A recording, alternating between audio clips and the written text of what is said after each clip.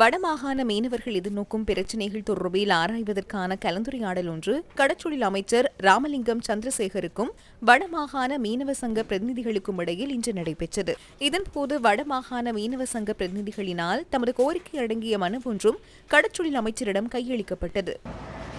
முதலாவது, இந்திய இழுவைப் படகுகளால் பாதிக்கப்பட்ட மக்களுக்கு அந்த பாதிப்பை நிறுத்துவது தொடர்பாகவும், இரண்டாவது விடயமாக சட்ட ரீதியாக தடை செய்யப்பட்ட தொழில்முறைகளை நிறுத்துமாறும், ஜனநாயக வழியிலே கூட்டுறவு அமைப்புகளை பலப்படுத்துமாறும், அதே போன்று கடற்றொழிலாளர்களை பாதிக்கும் அபிவிருத்தி முறையை மட்டுப்படுத்த வேண்டும் என்றும் வடமாகாண கடற்றொழிலாளர் இணையத்தினால் மாண்புமிகு கடற்றொழில் அமைச்சரிடம் இன்றைய தினம் சம்பிரதாயமாக கையளிக்கப்பட்டிருக்கின்றது.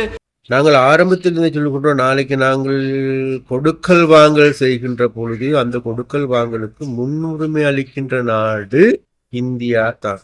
இலங்கை இந்திய மீனவர்களுடைய பிரச்சனை தொடர்பாக நாங்கள் ஆரம்பத்தில் இருந்த நிலைப்பாட்டில் எந்த விதமான மாற்றங்களும் கிடையாது. ஏனென்றால் இந்திய மீனவர்களுடைய அத்துமீறல் நடவடிக்கை என்பது எமது கடல் மீன்களை மாத்திரமல்ல கடல் வளத்தையே நாசமாக்குகின்ற.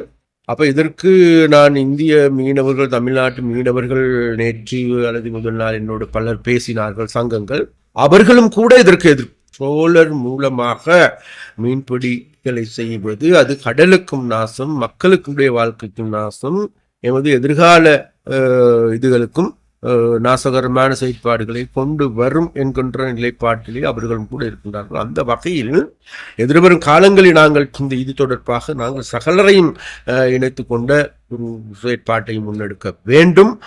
எங்களுடைய அதிகாரிகள் இந்த இந்திய மீனவர்களுடைய ஆக்கிரமிப்பு வருகையை தடுப்பதற்கு ஏதுவான நடவடிக்கைகளை முன்னெடுத்து வருகின்றார்கள். அது சம்பந்தமான பேச்சுவார்த்தைகள் நடத்தி கொண்டிருக்கின்றார்கள்.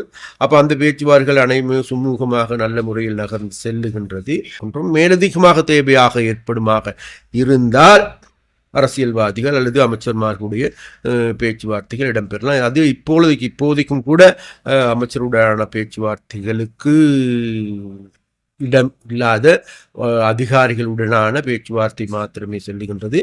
இதேவேளை ஜனாதிபதி அனுரகுமார் திசாநாயக்கவின் இந்திய விஜயத்தின் போது மீனவர்கள் விவகாரம் தொடர்பில் கலந்துரையாடப்படுமா என இதன்போது ஊடகவியலாளர்கள் கேள்வி எழுப்பினர். நாங்கள் ஒரு இறமையுள்ள நாடு.